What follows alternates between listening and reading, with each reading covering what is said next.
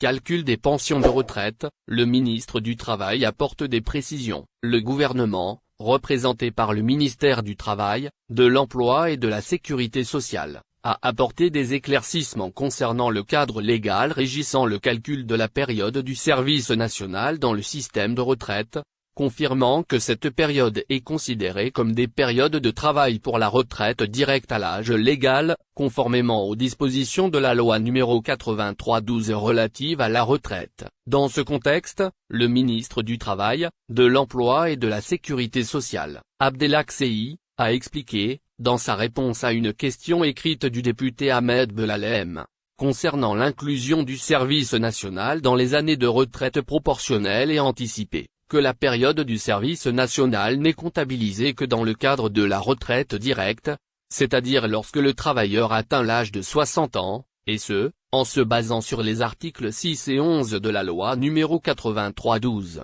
La réponse a souligné que les modifications apportées à la loi sur la retraite par l'ordonnance n° 97/13, qui a instauré le système de retraite proportionnelle et la retraite sans condition d'âge avant son annulation en 2016, avait déterminé avec précision les périodes considérées comme travail effectif, sans y inclure le service national. Retraite à l'âge légal et retraite anticipée. Nouvelle clarification d'Abdelhak Sey. La correspondance datée du 12 novembre courant a également précisé que l'article 70 de la loi n° 1406 relative au service national stipule que la durée du service national effectif est comptabilisée dans le calcul de la retraite conformément à la législation en vigueur, c'est-à-dire dans le cadre de la retraite à l'âge légal. Le ministre a également fait référence à l'arrêté ministériel conjoint, daté du 24 août 2023, qui fixe les modalités de validation des périodes du service national,